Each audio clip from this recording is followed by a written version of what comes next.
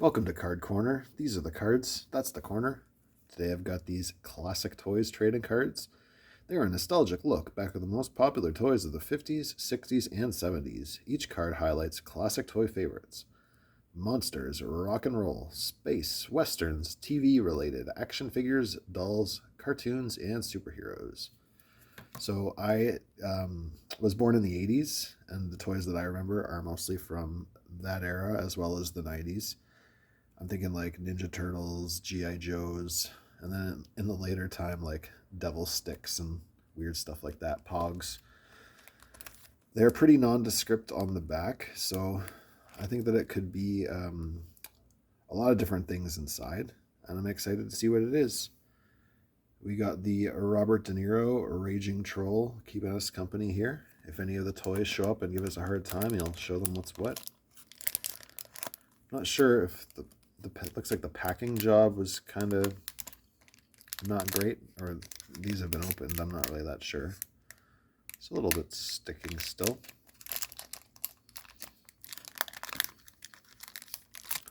We're supposed to open them here. That's our job. Let's see if we can get them out. All right, we've got Steve Kenyon Jet Helmet as our first card. Never heard of that one. Based on the famous newspaper adventure strip, this white plastic child-size helmet features a sun visor and a speaker mask. When talked into the speaker mask, recreates the garbled sound of a radio transmitter. And its current value is $85.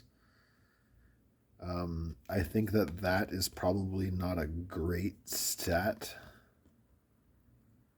Like, the thing is, like, now that it's 20 years later, 30 years later, that it's just not relevant to know that this toy that was released in 1959 was worth $85 in 1993. All right, next we got the Frankenstein model kit. That's pretty cool. I do enjoy some Universal monsters. Frankenstein was the first in Aurora's wildly successful series of monster model kits. This kit has been reissued 4 times, twice by Aurora and twice by Monogram. The original issue was molded in light gray plastic.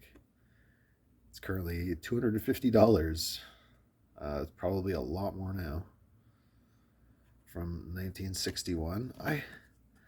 Man, this is sort of like pulling up something in my brain that I haven't accessed in a long time. I didn't have it, that's for sure, but I sort of vaguely remember maybe seeing something like this. All right, next we've got the Napoleon Solo Gun. Looks like it's a toy from The Man from U.N.C.L.E. Oh, sorry, The Man from U.N.C.L.E. This gun set is based on the one used in the popular NBC television show The Man from U.N.C.L.E. that ran from 1965 to 1968.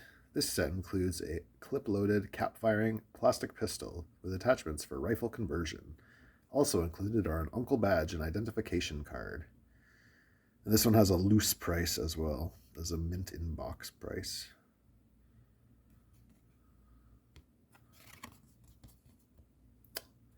I don't think I've ever seen an episode of this show, but I think I remember the parody on The Simpsons. I think that's what they're parodying. All right, we got the Mechanized Robot. I really like this style of robot, like the sort of 50s and 60s style. Everybody's favorite robot, Robbie, made his debut in the 1956 movie Forbidden Planet. At least a dozen Robbie look-alike toys came out over the next decade. This is a battery-operated mechanized robot from Japan, complete with a dome that lights up to show pistons pounding away. Its current value mint in box is $4,000. So Showa, I think, is Godzilla adjacent, maybe?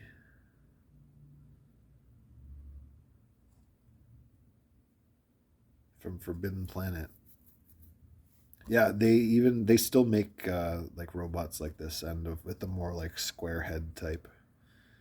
You can buy them on AliExpress, as I did for my brother-in-law this last Christmas. Captain Action. Never heard of this guy. It's Captain Action, the bold hero of 1001 action positions, who has the unique ability to change into other superheroes. Standing 12 inches high, Captain Action comes complete with action-ready uniform and equipment. Each of his superhero outfits, sold separately, contains interchangeable face mask, costume, and accessories. From 1966. So it looks like they like posed him and got obviously not like exactly 1001 positions, but they're like positioning him like taking a knee, that's at one position. Him standing with his arms up like he's being held at gunpoint is one.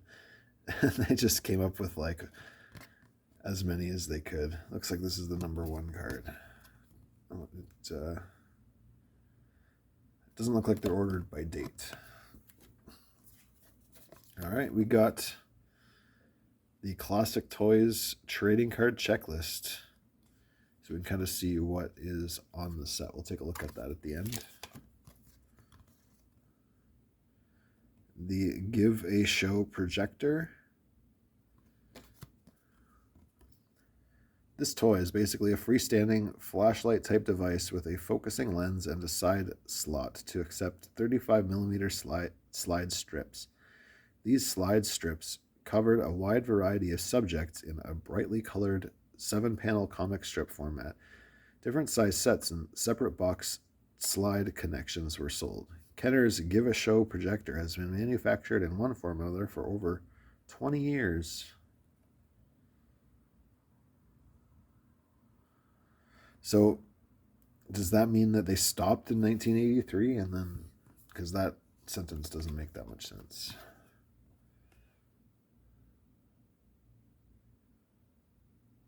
Can't remember if I saw this. In my day, it was more about the Viewmaster, which was like this orange pair of glasses sort of that you could stick in these discs that had actually 3D pictures on them. I thought those were pretty cool.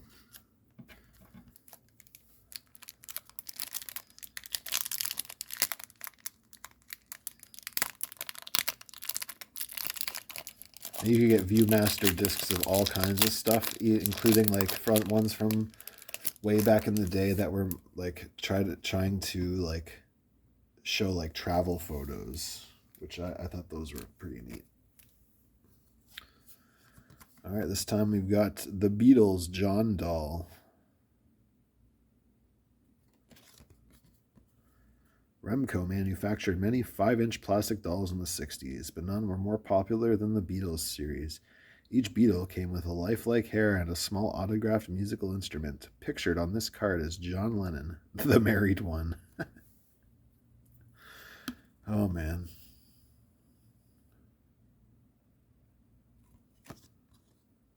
This one is probably a lot more comparatively now. I wonder which of these ones has gone up the most from its 1993 value. All right, we got the Fireball XL5 lunchbox. Fireball XL5 was one of Jerry Anderson's Supermarionation television programs. Other Anderson creations include Supercar, Stingray, Thunderbirds, and Captain Scarlet. These shows were British-made and gained wide acceptance by young American audiences because of the use of marionette-style puppets. This colorful metal lunchbox depicts many of Fireball XL5's characters roaming through Space City, most notable being Steve Zodiac and Venus. I do remember Thunderbirds, but I do not remember Fireball XL5. I actually did watch some of Thunderbirds, and Those marionettes, man, it's pretty cool, but they're kind of weird looking, kind of off-putting in a way. Um, but I guess what can you do for the 1960s?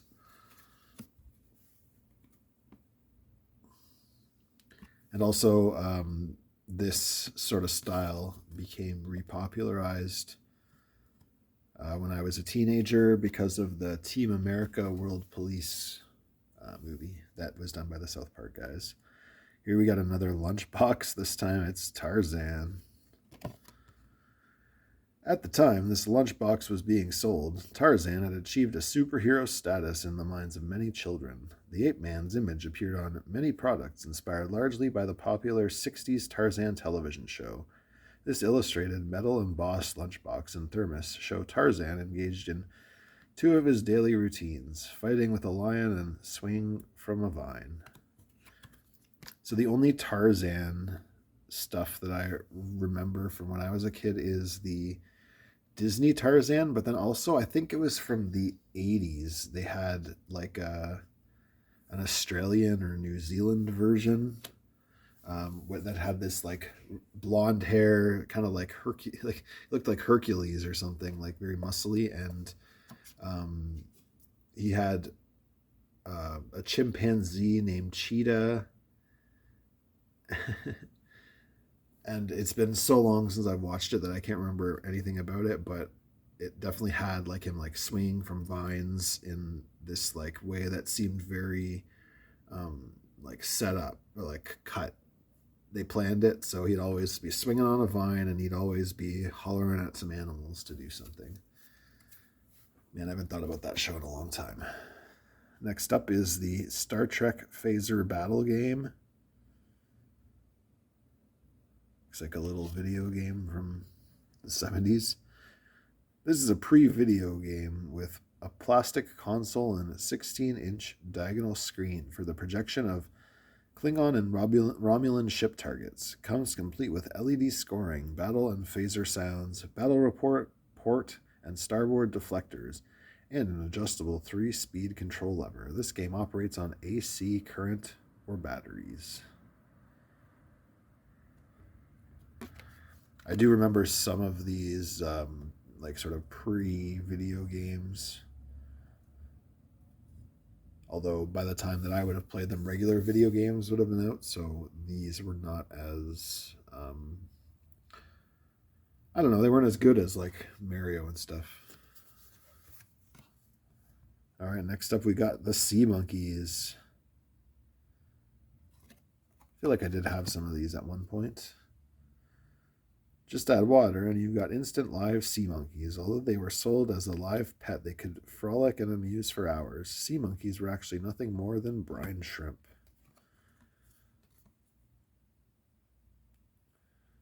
So you get these 2 packets, and I think that when I did it, it was probably like, I don't know, like 2003 or 2004 or even later, and I'm pretty sure it's the exact same thing. They send you this little 2-pack solution kit. One like gets the water ready, and then the other has the eggs, and then they just kind of float around a bit. All right, we got another lunchbox. This time it's the Wild Wild West lunchbox. There was very little merchandise ever produced based on this very popular television show. This metal embossed lunchbox with plastic thermos displays many of the elements that captivated fans of the Wild Wild West. James West's daring escapes, Artemis Gordon's disguises, their customized train car, and even the commercial break animation are all accurately depicted. So I guess this is what the Will Smith movie is based on, which I didn't even know that it was based on a thing. I thought it was an original property. All right, we've got The Thing Coin Bank. It looks like you like put the coin there and it like reaches up and grabs it. So it's the Thing from the Addams Family. Thing was a popular character from the Addams Family television show of the mid-60s. This battery-operated bank is activated when a coin is placed in a slot located on the top of the innocent-looking black box. As the box begins to rock back and forth, a lid slowly opens. A pale green hand reaches out and grabs the coin and pulls it inside just before the lid slams shut. I remember other coin banks like this, but I don't know if I've seen that one. All right, last pack. I'm having a fun time opening this set. I think that a lot of the toys are like pretty obscure for me. So it's not just like, oh yeah, I remember that. It's all stuff that is sort of triggering like very vague memories in my brain, which is kind of neat. All right, here we got Barbie. I guess this was maybe the original look. Standing at a full 11 inches tall. This is the 1959 second version of the famous Barbie doll, different only by the style of earrings included. This early Barbie comes with a bathing suit, sunglasses, and the always popular high-heeled shoes. If this was $900 in 1993, it's probably one of the priciest ones now. Although with stuff like this, it's hard to find it in the box because they're like, it's got like tiny accessories. The bathing suit and high heels. All right, we got the Shirley Temple paper dolls. I remember my mom had stuff like this left over when she was a kid. I don't think it was Shirley Temple specifically, though. There's never been a child star as popular as Shirley Temple. Her movie career began in the 1930s, where her singing and dancing talents were showcased around the world. In 1957, she did a television series called The Shirley Temple Storybook, which rekindled the sale of merchandise bearing the child star's image. The unique feature of this boxed paper doll set is that snap-on press tabs are used to attach the paper clothing to the cardboard Shirley Temple figure. So I remember seeing this basically, except it wasn't Shirley Temple. All right, we've got the Munsters card game. I don't know if I played this one specifically, but I definitely remember this box style. And I like the art on these old ones. There are a couple games that I saw at Valley Village that I didn't pick up that I sort of regret not getting. Like there was one that was like a Wild West game. It's about shooting your friends. It seemed fun. The Munsters TV show was one of the most highly merchandised shows of the mid-60s. This card game, based on the television show, includes a colorful roll-out playing mat, generic tokens, and a deck of numbered cards featuring photos of Herman, Lily, and Grandpa Munster. There are 3 variations of the box lid, each with changes made to the boy seated next to Grandpa Munster.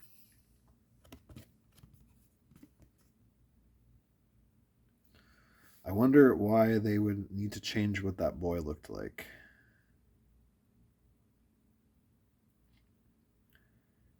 Maybe they gave him more of a widow's peak like Eddie Munster.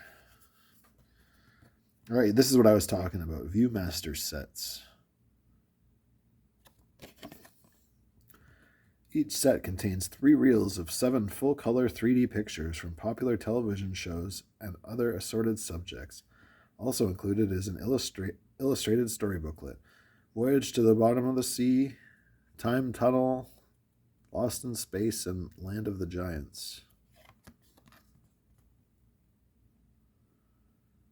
Pretty cool. These would be worth it just for the pictures on the front. I really like that retro sort of poster style.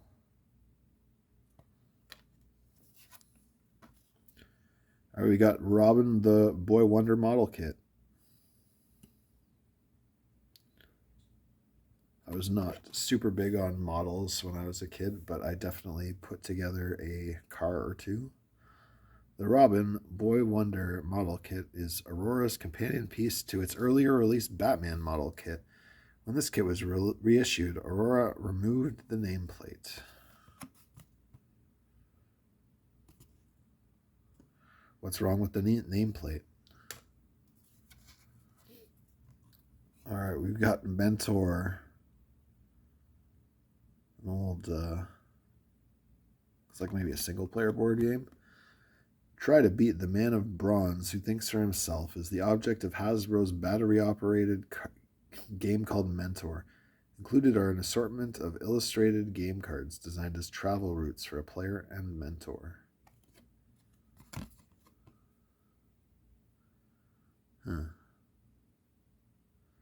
I have no idea how this game works. I've never seen it. I do like the picture of the face and the little statue guy that they got there. He's very imposing. Almost looks like something from like 1984 or something like that. And last card is the Rifleman oil paint set. Paint by numbers. I do remember some paint by numbers, although I think that they were Ninja Turtles. The Rifleman was a popular Western TV series about the adventures of Lucas McCain, his son Mark, and his modified Winchester rifle. This paint by numbers set features a Rifleman TV stage set, stand-up figures of Lucas and Mark McCain, paints, and a brush. It was sold in both regular and deluxe versions. Toycraft. All right, that's the last card. I think that my favorites are... I think the best cards are probably Robin, the Boy Wonder. Let's get a couple more stands out here. The Barbie doll. I'm going to give it to the Barbie doll. The Frankenstein kit is a cool one, especially if you like those monsters. And I'm going to put the robot up last.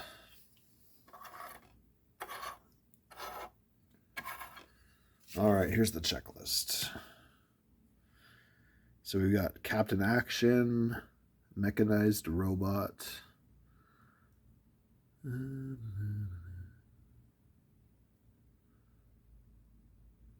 So there was a Batman model kit too. That would be a good card. James Bond Aston Martin would be a nice one to get. Popeye. Cat in the Hat, Green Hornet. More James Bond. Planet of the Apes, that would be cool. Phantom of the Opera.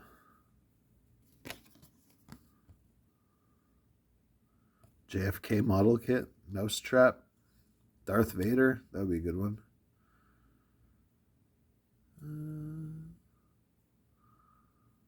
Lost in Space. Creature from the Black Lagoon. I'd like to get that one too.